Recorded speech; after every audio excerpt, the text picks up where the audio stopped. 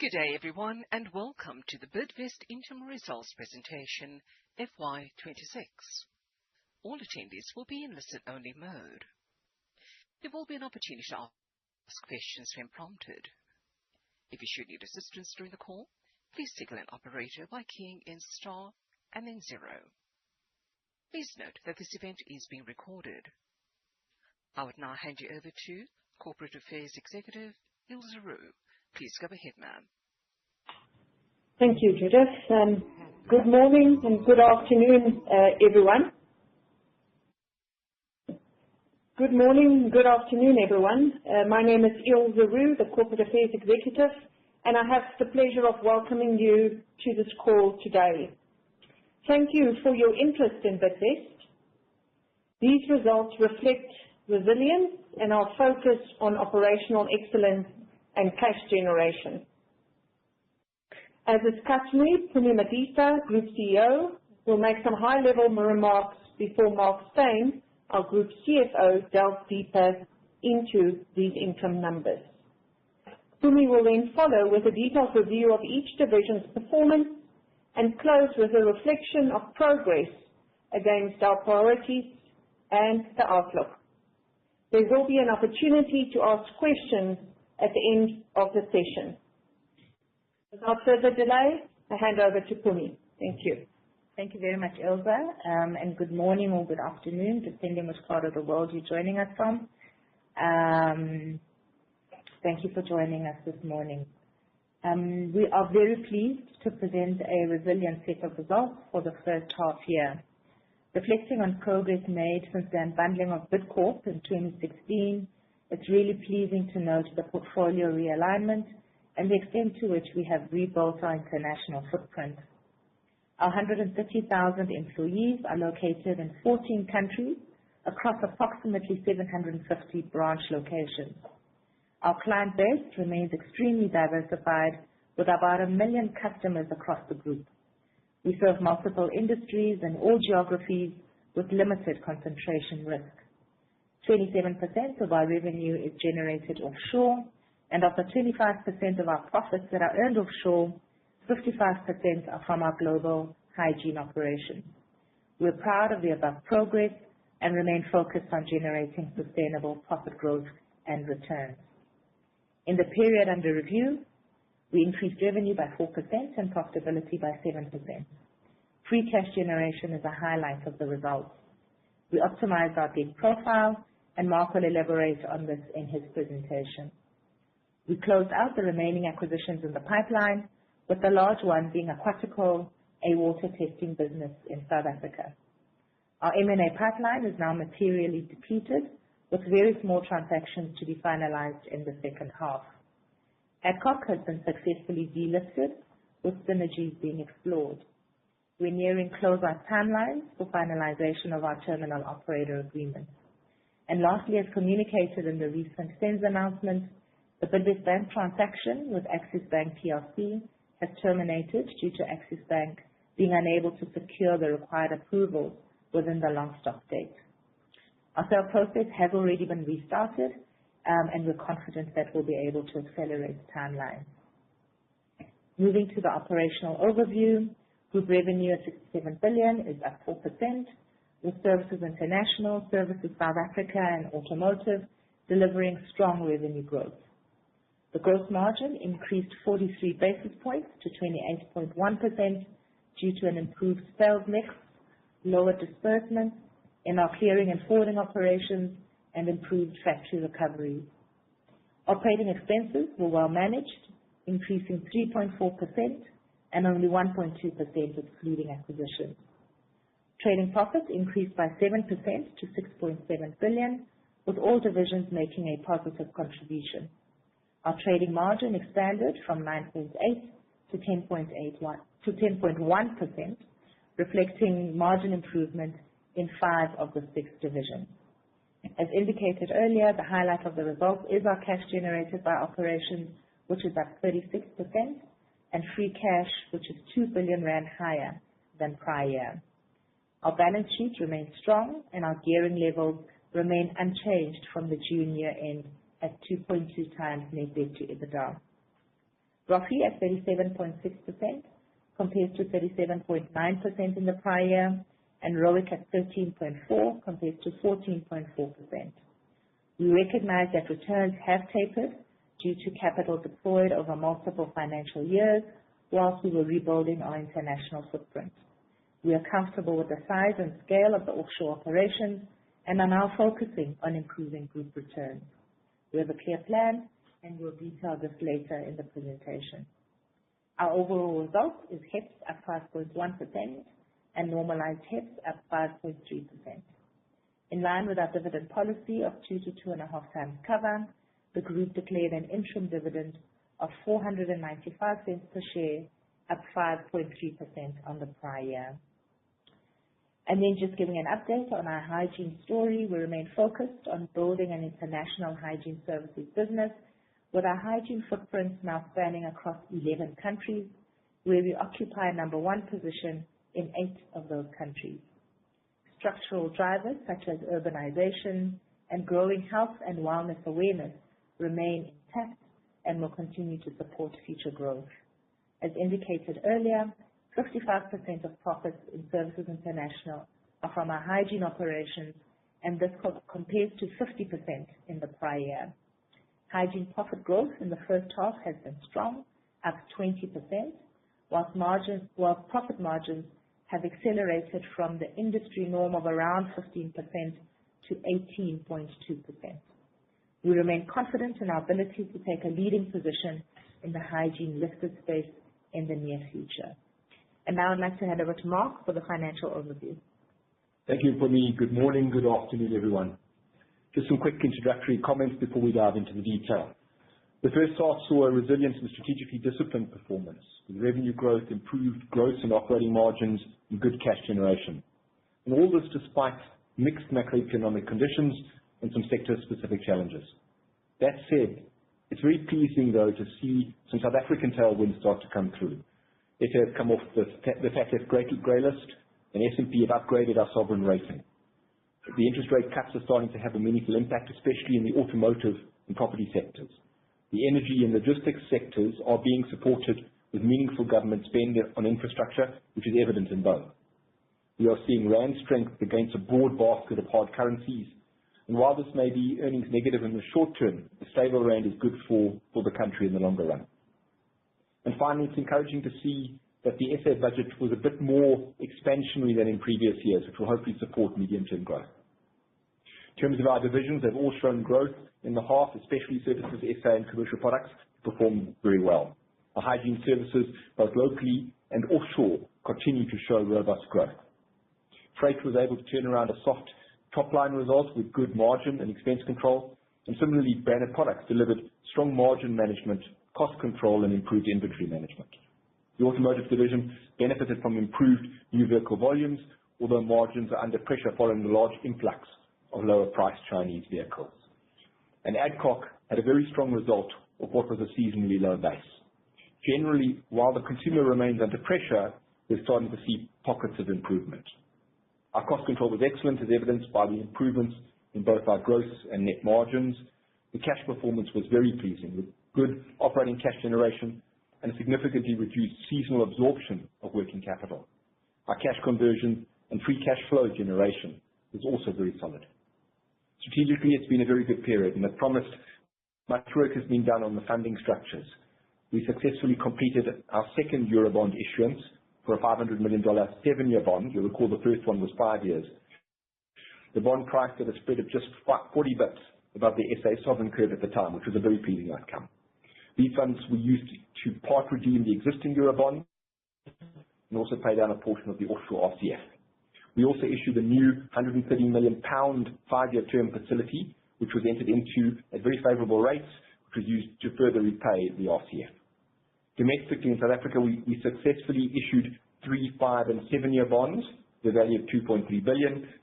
These were issued at record low spreads, and that funding was used to purchase Aquatico and to repay a maturing bond. We also utilised surplus funding to repay 2 preference shares of 2.1 billion, which was our most expensive debt in the mix. We have good debt capacity, both internationally and locally, and our net debt to EBITDA has increased slightly as a result of M&A this half, but it still sits comfortably within our covenant. From an acquisition perspective, we closed 3 acquisitions in the quarter, so we're working down our pipeline, with the Cratico and environmental monitoring and testing business being the largest of these. And this now forms part of our testing, inspection and compliance TIC offering within Services SA.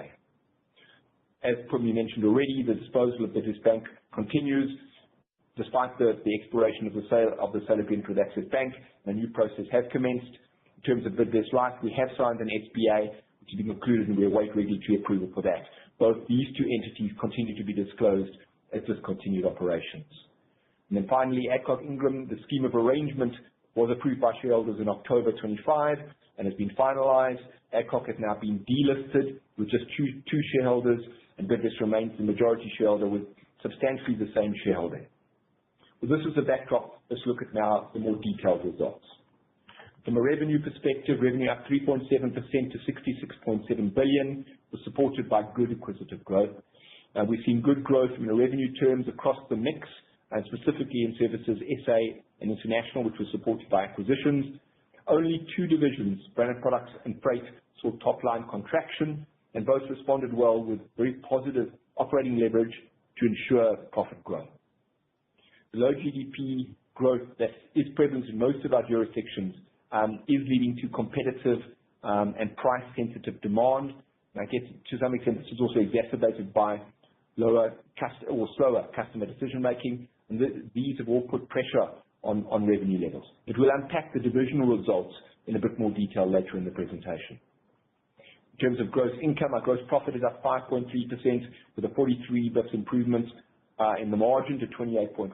That's very pleasing. Overall margins and margin mix are actively managed across the businesses, and the improved operating leverage and positive business mix was somewhat offset by structural shifts in the auto sector and certain contract rescoping. Our expense performance was very pleasing.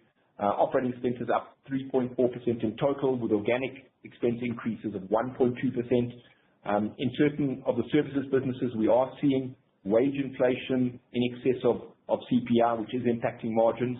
And a number of businesses through the half have completed restructuring and rationalization processes, which should further improve the operating leverage into the second half. Our expense ratio was very similar to last year at 18.1%, and overall this is an excellent broad-based expense outcome.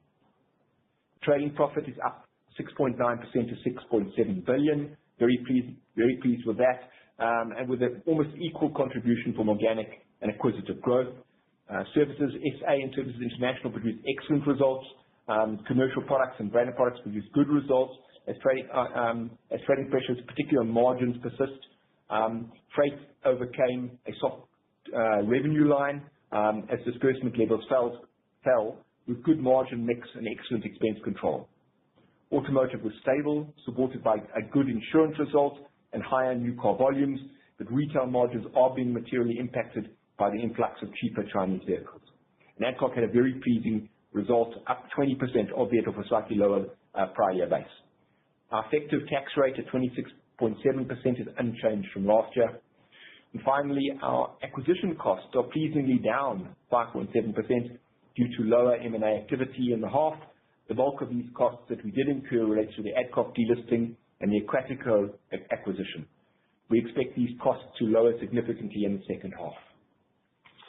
Moving then to our cash generation. Cash flow for the first half was very good. Underlying cash generated by operations before working capital up 7.2% to 8.7 billion. We traditionally absorb working capital in the first half. No different this time around. We absorbed 2.6 billion in working capital. What was very pleasing though is this number was 1 billion rand lower than the outflow of 3.6 billion last year. In the mix, organic trade payables decreased, which is seasonally consistent, and there's been a very focused or continued focus on reducing inventories, and it's pleasing to see this coming through, particularly in commercial products and automotive. Our cash conversion is at 70%, nicely up from 45% last year, and our free cash flow at 3.8 billion is well up on the 2 billion from last year. The bulk of the cash generated has been applied to working capital, debt repayment, and normal CapEx with very limited M&A through the period. In terms of the cash generation graph which we presented here, you can see the seasonal cash outflow, which is consistent with the group's normal working capital cycle. I think what's really pleasing, though, is you can see how this is getting progressively up over the last 4 years. Moving then to our capital structure. And as I said earlier, this has probably been one of the busiest 6 months that we've ever had from a treasury perspective, both from an international issuance perspective and domestically. On the offshore front, we issued the new $500 million 7-year bond. That's extended from the initial 5-year bond that we issued in 2022. This bond was issued at 6.2%, with the spread just 40 bips above the SA sovereign curve at the time, which was very pleasing. And we subsequently won an award for this issuance.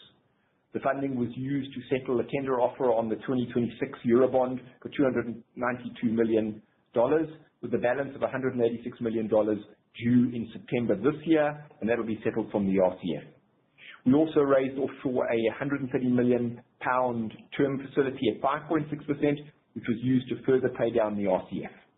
On the domestic front, we issued $2.3 billion in bonds over 3, 5, and 7-year tenures, and these were all issued, all 3 categories were issued at the lowest spreads we've achieved to date. From a capacity perspective, we have 412 million euros available offshore via the RCF, and a further 12 billion available domestically. We have also reflected on this graph, on the graph on the bottom left, the maturity profile, which has been nicely extended with both the pound term facility that we've taken up and the 2033 euro bond. So there's a very conscious decision about managing the maturities over time. If we then move to our overall debt funding and just how we're looking at optimizing it, we have redeemed our most expensive debt in the mix, which was the 2.1 billion in preference shares that was redeemed using existing facilities, and our weighted average cost of debt has stabilized now at 6.4%. We do, however, continue to retain an overweight position in variable rate debt, 63% variable, which is aligned to expectations of further rate cuts. Our finance costs, excluding IFRS 16 and the hedge accounting adjustments, are up 6.8%, which have been impacted slightly by the higher net debt levels. Our net debt to EBITDA, as Connie said earlier, at 2.2 times, remains comfortably within our covenant of 3 times, although we are targeting a lower level in the near term of below 2, with an internal sweet spot of about 1.5 times. We will use the bank proceeds to further reduce costs, and this will also then lower this ratio. We've included a net debt graph here, and what you can see from this is the accelerated M&A over the last 3 years, particularly from 23 to 25, has grown the base. What you can see is this is stabilized now in this half following the suspension of M&A, while we are reducing gearing levels, and we expect this to reduce further in the second half with a stronger working capital release. Similarly, the growth in our debt cost is also flattened. Our EBITDA interest cover is at 6.4 times, comfortably in excess of the covenant of 3.5. We continue to add new and cheaper funding sources into the mix. Moving now to our returns. As Kumi said earlier, we're very cognizant of return levels and managing these over time in alignment with our M&A and CapEx investments. As we add investments into the base, these are brought on board with a very clear plan to deliver value over the medium term, and we actively track this. Our base, specifically over the last 3 years, has expanded materially, with the majority of the M&A in services businesses. These investments typically have low funds employed and high goodwill and intangible. This is evidenced by the graph alongside, where you can see the invested capital growing disproportionately over the last 3 years. This will start to normalize with the slowdown in M&A, and more specifically, as we increase our cash generation and start to pay down debt, you will see that number come down further. We have seen some softer macro conditions in the last 2 years, which have also softened returns. The expectation is that we should see a stronger second half, both from the slowdown in M&A and the increase in or the greater release of working capital in the second half, which should aid this ratio. In terms of levers to further build returns, the focus of the group is driving organic growth, which has been flattish in the recent past, and we do see growth accelerating in the second half. Traditionally, the second half also produces improved free cash flow generation off the back of the working capital release. We've also added more hygiene and FM businesses into the mix, which structurally are more cash generative. So with the suspension of M&A in the short to medium term, this will allow more free cash flow to be allocated against debt levels. Finally, just moving to the discontinued operations, I think we've largely covered this, but obviously the disposal process for Bidvest Bank continues. We're working very hard on getting a transaction over the line as soon as possible. From an operating perspective, the bank did experience some top-line pressure in the half with interest rates declining and slower capital deployment, but the deposit book continues to remain very stable and all the regulatory ratios are healthy. In terms of Bidvest Life, as I mentioned, the SPA has been signed. We're waiting for regulatory approvals on that transaction. Both of these entities have been disclosed as discontinued operations in terms of IFRS 5. Also in terms of IFRS, the depreciation and amortization in relation to these two disposed entities continues to be suspended, and we have adjusted for that in the normalized headline earnings calculation. Just some final concluding thoughts. It's encouraging to see some tailwinds in South Africa, even when other parts of the world are being adversely impacted by the geopolitics. While the trading environments and broader macros remain challenging, we've positioned the group both operationally and strategically for good growth. We will continue to focus on utilizing free cash flow to further deleverage the group. Margin and cost management as well as cash generation continue to remain core to our DNA.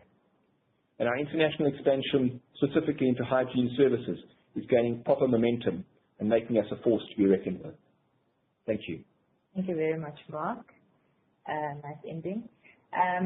So let's move to the operational overview, starting with Services International. The team delivered a pleasing result, anchored by a strong performance from our global hygiene operations. Revenue at 22.5 billion is up 5%, and trading profits at 2.2 billion is up 8.3%. Revenue growth was driven by new business wins, contract pool growth, and contributions from the Citron and E-Group acquisitions. Our Ireland and South Africa facilities management operations were negatively impacted by contract restructures and lower ad hoc revenue. The gross margin expansion in the division is attributable to a change in mix, as the hygiene operations gross profit contribution increased year-on-year. Cost control was excellent, with expenses increasing only 1.7%, excluding acquisitions. The gross margin expansion and disciplined expense management resulted in not only profit growth, but also an excellent trading margin expansion from 9.3% to 9.8% in the period. Cash generation was excellent, and ROFE at 159% remains a solid return. Turning to the operations, 75% of profits in the division are generated offshore. Our hygiene operations outperformed, delivering exceptional profit growth. In constant currency, the Singapore, South Africa, and UK hygiene businesses delivered strong profit growth, whilst our newly acquired North America operations delivered ahead of business plan. Our facilities management operations contracted slightly, primarily due to the revenue pressure referred to earlier and the knock-on margin impact. The South African cleaning business was exceptional, though, delivering a standout double-digit profit result. I'd like to congratulate the Services International team for a commendable performance. Moving to freight, the team delivered a good performance with bulk commodity cyclicality normalizing and volumes improving. Revenue at 4.5 billion was driven by annual rate increases, increased storage capacity, and higher grain volumes. This growth was countered by lower clearing and forwarding volumes in South Africa and Namibia, resulting in a 4.2% decline in revenue. Margin expansion as a result of reduced disbursements, coupled with an excellent 0.8% decline in expenses, resulted in a trading profit of 1.2 billion, up 7%, and a trading margin improvement from 23.1% to 26.7%.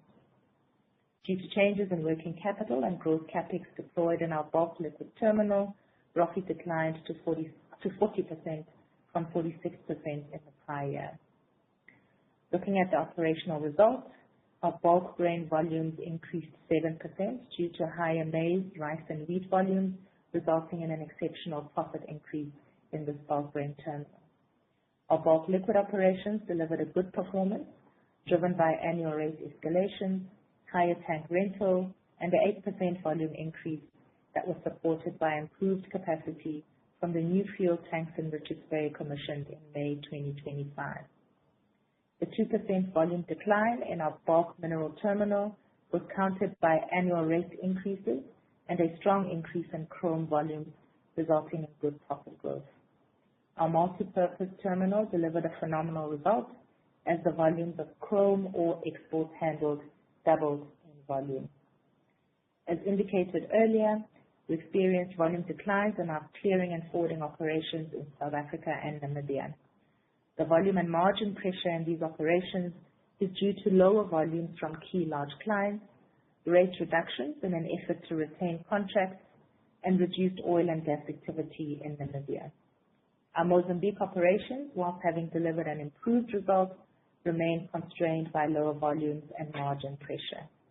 And then lastly, in freight, we expect to complete the multi-purpose and import warehouses in Namibia in the latter part of the fourth quarter. I must congratulate the freight team for a solid result. Moving to Services South Africa, the team delivered an excellent result with most businesses delivering profit growth. Revenue at 6.9 billion is up 7%, with the hospitality and our newly formed testing, inspection and compliance clusters recording the strongest growth. Our newly acquired water testing business, Aquatico, made its maiden contribution to the division. The gross margin deteriorated somewhat due to pricing pressures, change in revenue mix, and pressures on cost recovery. Operating expenses increased only 1% and organically only 0.5%, reflecting excellent cost control.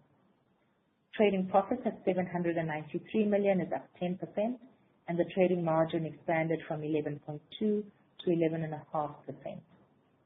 ROFE at 92.3% is down on prior year due to increased funds employed in the security cluster and the inclusion of Aquatico.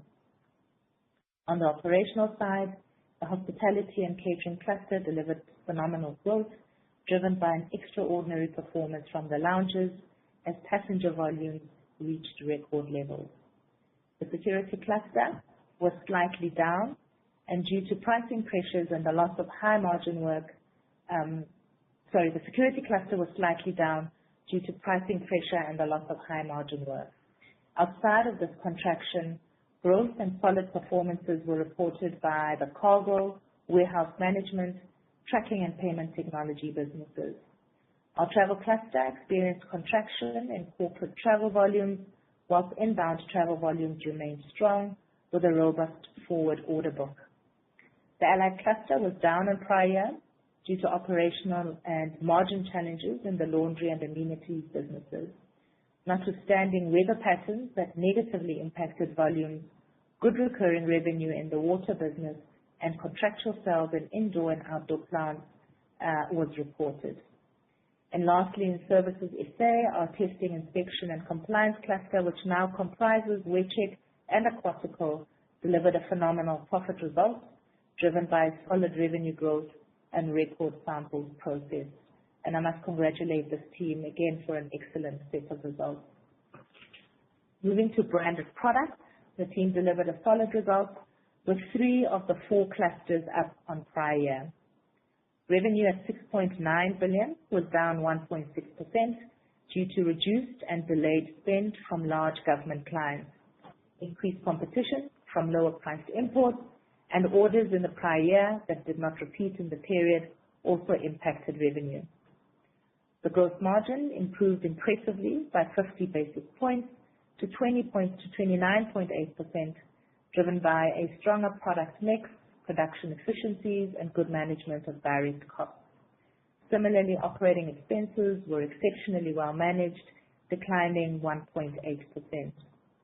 This excellent margin and expense management translated into a trading profit increase of 5.4% to 748 million and a trading margin expansion from 10.1 to 10.9%.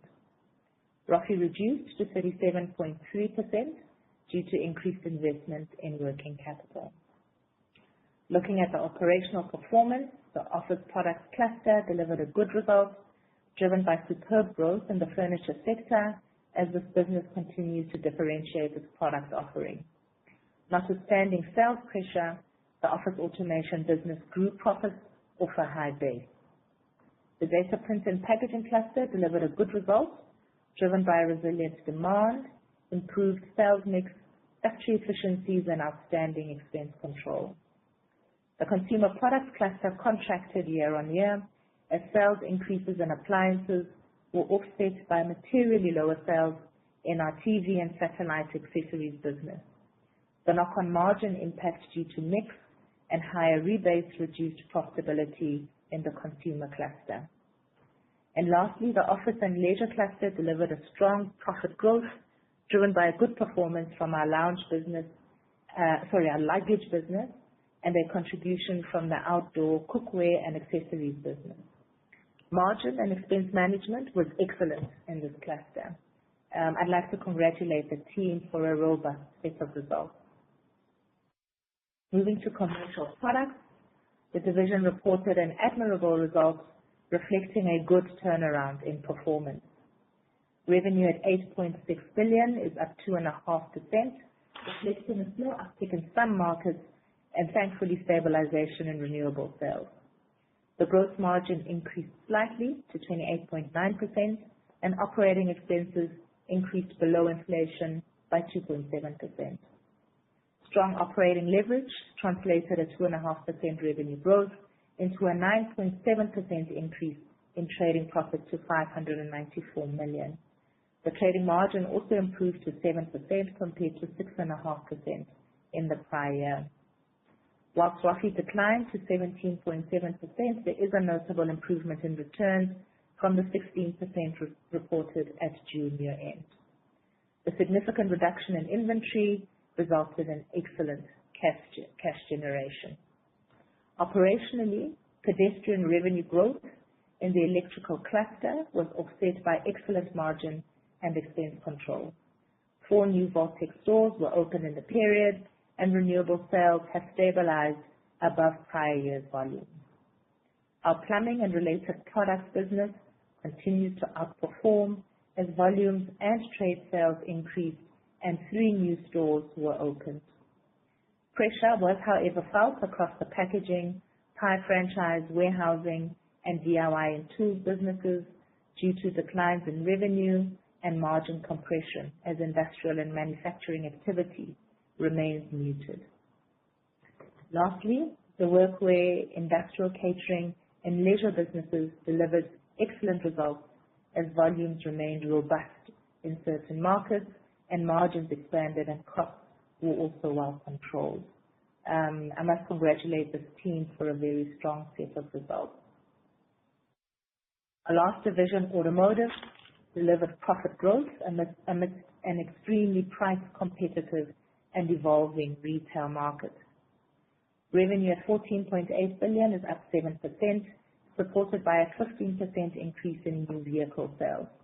Volume. This excess supply of new vehicles did, however, contribute to considerable discounting, and the substitution effect of the oversupply resulted in reduced demand for used vehicles. Fleet sales were materially up on prior year, and our second-hand motor retail business produced excellent top-line growth. The gross margin declined by 1%, which in value was quite a big number, and this was due to a 0.6% decline in new vehicle margins and a 0.8% decline in used vehicle margins. Lower margin fleet sales also impacted the gross margin. Expenses remained tightly controlled at an increase of only 0.8%, and trading profit was constrained by the margin compression referred to earlier, resulting in a profit increase of 1.8% to 515 million. The division's ROFE at 23% is down from last year's 26.8% due to higher working capital as we balance between own stock and consignment stock. Operationally, in the franchise motor retail cluster, the increase in new vehicle volumes was offset by the decline in used vehicle volumes, and as reported earlier, the margin declines in both categories negatively impacted profit growth. However, on the upside, expense management in the cluster was outstanding, neutralizing the negative margin impact. And in the period, we continue to diversify our representation, onboarding 8 new vehicle brands. Our non-franchise motor retail cluster is gaining momentum. Our goal is to have all our branches nationally at full capacity by the end of the financial year. We've reached a point where units bought match units sold in a month, and this is critical because it talks to asset turn. The planned full-year contribution from this business will move the dial for the division. And lastly, in the automotive allied cluster, our vehicle inspection and bodybuilding business are holding their own in a competitive landscape, whilst the insurance businesses outperformed, delivering record results. I must congratulate the team for delivering a robust set of results in a very, very difficult operating environment. And then moving to Adcock. Adcock delivered an outstanding improvement from last year's half-year performance with all business units contributing to growth. Revenue at 4.8 billion is up 3%, and trading profit at 620 million is up 20%. Revenue was driven by a 3.6% price realization and 2.8% organic volume growth. The 2% increase in gross margins due to an improved sales mix and excellent factory recoveries, coupled with a 4% expense increase, resulted in a 20% trading profit growth. Prescription delivered a standout performance, with all segments except generics reaching their growth targets. The OTC and hospital divisions delivered excellent results due to exceptional growth in OTC's top 10 products and solid growth in the renal and medicine delivery portfolio. Consumer reported marginal growth due to lower demand for key large brands. A fantastic result from the Adcock team. Moving to the outlook, I'd like to give some update in relation to progress made on the immediate priorities that we had outlined in the previous reporting period. On cash generation, we're making strong progress with a cash conversion improvement from 45% to 70%, and as Mark indicated earlier, free cash up 2 billion rand due to improved inventory management. This is an excellent cash performance, and we expect an even better cash position at year-end. Our deleveraging plan was dependent on receipt of the proceeds from the sale of Bidvest Bank, Bidvest Life, and FinGlobal. These proceeds would have reduced our net debt to EBITDA by 0.2 times. We've therefore not yet delivered on this priority, but aim to have the disposal process for Bank and Life finalized with cash in hand before the end of this calendar year.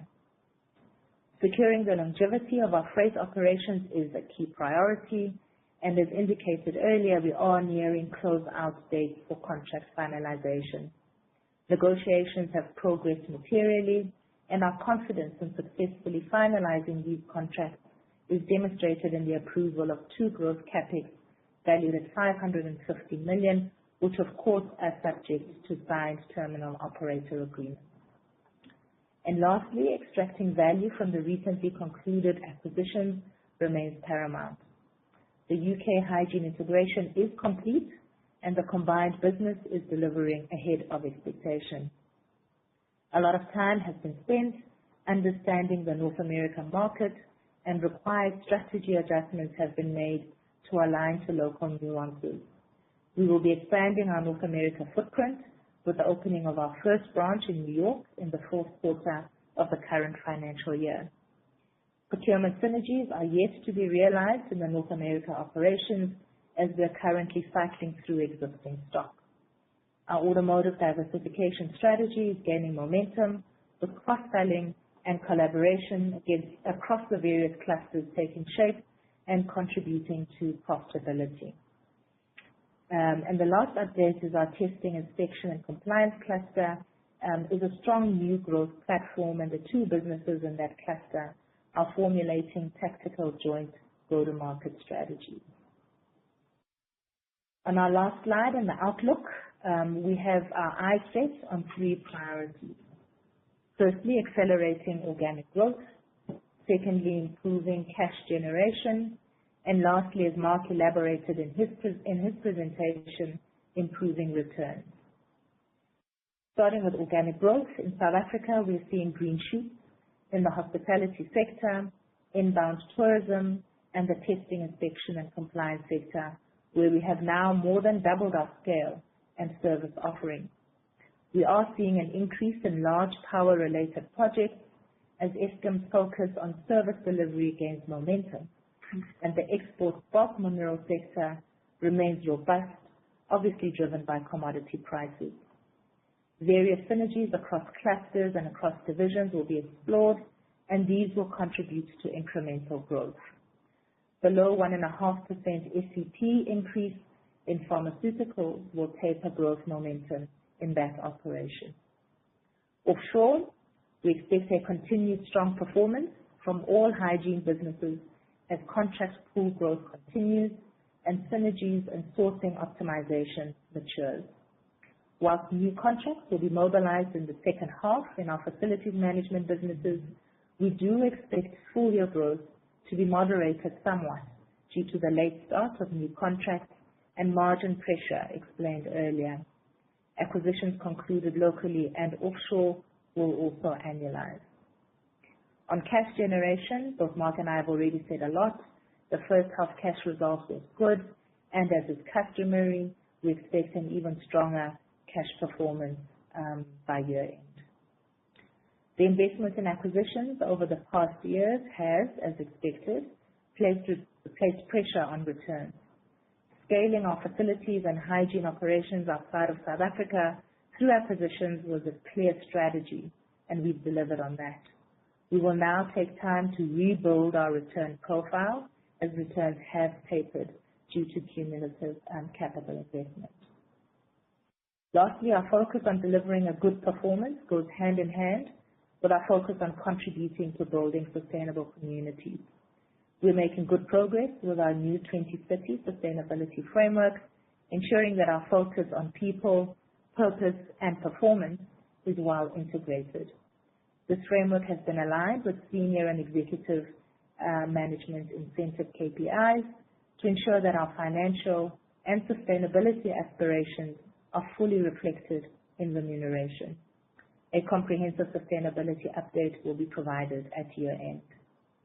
As I close, I'd like to remind us all that in Bidvest, we have a platform of businesses with scale, businesses with strong brand equity and a track record of service delivery and customer centricity across 14 countries in over 750 branch locations with 130,000 employees serving more than 1 million clients. We will continue to look after our people because they are what makes Bidvest work. They are our most important asset. On behalf of myself, Mark and Jill, I'd like to thank our management teams across South Africa, Swaziland, Namibia, Mozambique, Mauritius, the United Kingdom, Ireland and Northern Ireland, Spain, Australia, Singapore, Canada, and the US. I'd like to thank them for their contribution for this half-year performance, their hard work, commitment to excellence, resilience, and agility in this ever-changing world. To our shareholders, thank you for your support. We're halfway through this race and aim to finish strong. Thank you very much. Thank you, Phumi. Thank you, Mark, for those prepared comments. I am going to check on the lines. If you want to pose any questions, Judith is going to explain to you how to do so, and I have some questions here on the CorpCam side. Judith? Thank you. Ladies and gentlemen, for the benefit of the parties who have joined via the telephone lines, if you'd like to ask a question, please key in star and then 1 on your telephone keypad. A confirmation tone will indicate that your line is in the question queue. You may key in star and then 2 to exit the question queue. For the benefit of the parties who have joined via the webcast, you're welcome to pose your written questions in the question box provided on your screen. At this stage, we have no questions from the telephone lines. I will now hand over for questions from the webcast. Thanks, Judith. So give Phumi just a quick break. Mark, the first question for you is, the question is, can you please speak of any upcoming debt refinancing requirements or plans? Sure, no problem at all. So there's no maturities that are coming up in the near term. If you look at that maturity graph included in the pack, you will see there's an FY26 amount reflected there. That is just normal 366-day general banking facilities that just roll on a continuous basis. So there are no significant maturities. The two that we are planning for, FY28, we have the RCF term, the 750 million euro facility maturing, and we'll start working towards that in the latter part of this year, early next year. But there's nothing else significant that we're worried about. Thank you very much for that, Mark. For me, I'm going to combine two questions that we have here. The first is, do you plan to, in future, list the global hygiene business? And then I suppose second, sort of linked to that, the comment is that ROFI is a high proportion of KPIs, and ROFI is high in the hygiene businesses. Is this the reason why we are in hygiene services internationally? So really the inverse of the question is, in the absence of high ROFI, would we have been in hygiene services? All right. So on the first one, in terms of listing, I mean, we're not there. We're in the process of creating scale globally. We are chasing the number one listed and want to take that number one position. We want to extract as much synergy as we can and really build a big platform from a hygiene perspective. So, I mean, I can tell you in our boardroom, we're not having a conversation about a listing of the hygiene businesses, whether in the short term or medium term or long term. That conversation is not taking place at the moment. And then in relation to why we're in hygiene, I mean, returns are important, so it is one factor, but it is not the only thing that drives us. When we announced our strategy around hygiene, we said that we were looking for markets that globally are fragmented, where we had confidence that we would be able to consolidate that market over time. We were looking for a business model that we knew well, a business model where in South Africa we were a significant player and our market share was large, relative, and we were competing with international, so we would be comfortable that we could compete with them in their home territory and win. And hygiene is one of those markets that we really, really understand well. Thirdly, we were looking for structural growth. Right? So you also want to be investing capital in a space where structurally, you know that there are other aspects that are supporting growth into the long term. And hygiene is one of those areas. The awareness around hygiene and wellness, it keeps on maturing every single year. And obviously was elevated after COVID, right? Everybody now knew the more increased importance of washing your hands, etc. And so structurally, hygiene is supported by a number of factors. And then there are financial KPIs. Returns is one of them. High margins is one of them. High cash generation is one of them. So there's a couple of financial metrics that also support this. So it's a couple of factors, and all of those together are really the reason why we're in this hygiene space globally. Before I let you go on the hygiene side, just two more questions that came in. Let's finish that on the hygiene side. The question is, you know, this growth up 20% and the margin, as you pointed out, is higher than industry average. Do you think, why is the margin high, and do you think it's sustainable? Is the first question around that. And then could you just, the question is, how much of the trading profit is hygiene? So if you could just again clarify that. Okay, so Yeah, so we've done better than market, which I think is excellent. If you'd followed a lot of what we said when we initially acquired PHS, our margin was slightly below market. And as we've made the additional acquisitions of hygiene businesses in Singapore, in Australia, and of course now in North America, we've obviously now started integrating, but we're also working collectively from a sourcing perspective. So there's a lot of initiatives that we're putting in place, either sourcing or technology or AI, which is a sensor technology that we put in our dispensers. We're sharing all that IP, and it's all those initiatives that are really driving that margin. I would probably say, though, that the biggest impact on margin in this financial year is the integration in the UK. So the integration in the UK between PHS and the Citron North America operations was a big driver, and PHS is our largest hygiene business. So when that business starts picking up in terms of margin, it'll pull the entire operations with it. And you'll recall when we used to talk about one of the reasons why we wanted to do Citron is because the integration in the UK was almost close to net. We would close all the branches, we would put all the Citron infrastructure onto the branch infrastructure, IT technology, etc., and really just continue running those businesses. So the big margin driver has been what we've been able to do in the UK. And then secondly, the Citron operations in North America are also, on a net basis, higher margin than market. And so those two things are contributing to that. What was this? That was just a confirmation of the hygiene. 55% of Services International. So, yeah. Thank you very much for that, Pumi. Mark, maybe on the automotive side, if you want to answer that question.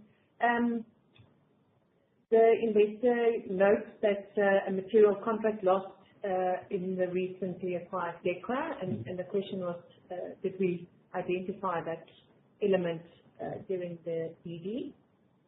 And secondly, investors are asking about a little bit more clarity on the used cars. But Pumi, you did make those statements in your comments that the GP margins were 0.8% lower on used cars. The volumes were lower. We saw an uptick in new car side. So those were the comments you made about used cars. So Mark, maybe just the DECRA question. Yeah, thanks, Ilse. So in the DECRA transaction, specifically in the DD process, we identified that there was a material contract within DECRA that sits with one of our competitors in the used vehicle space. There was a very open discussion with the seller in terms of the likelihood of that contract remaining with DECRA post the transaction.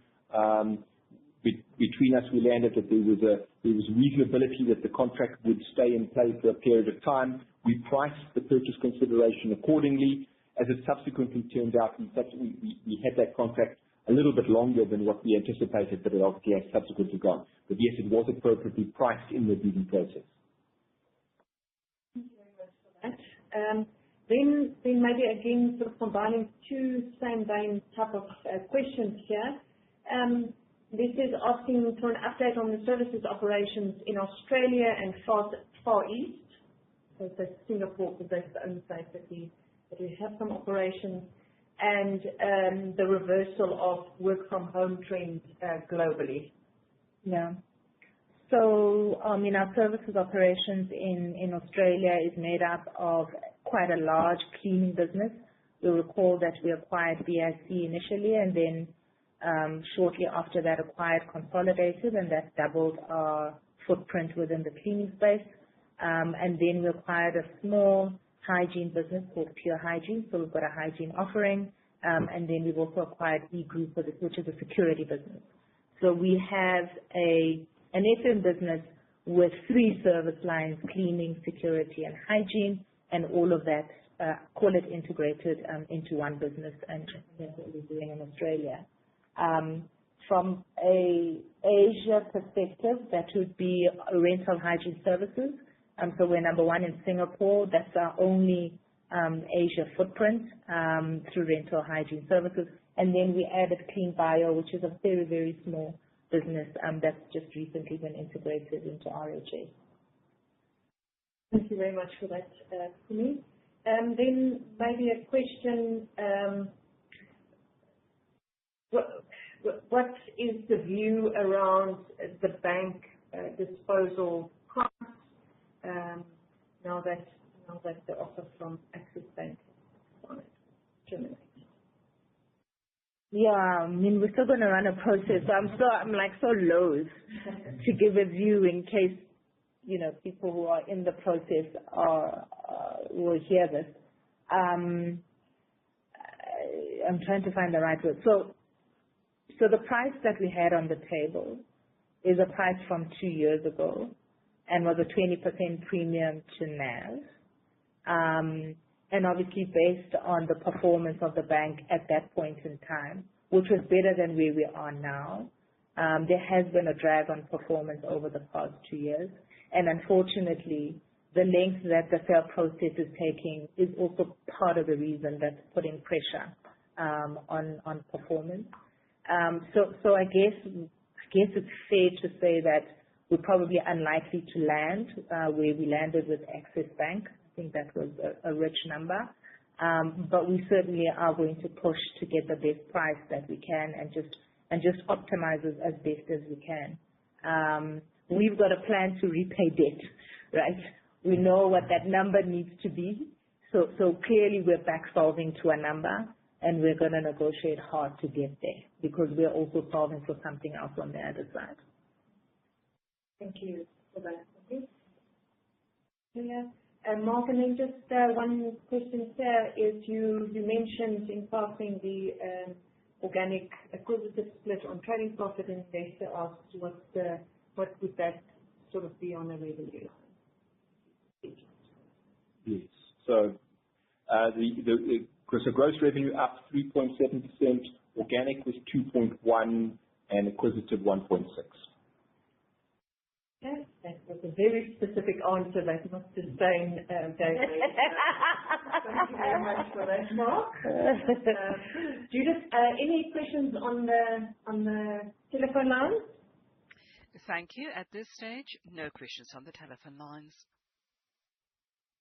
All right. We have worked through all the questions on the webcast.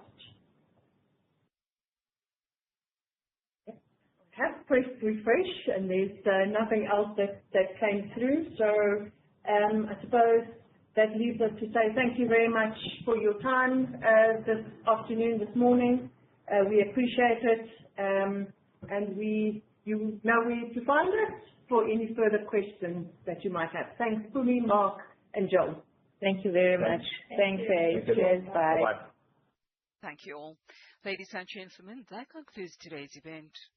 Thank you for joining us, and you may now disconnect your line.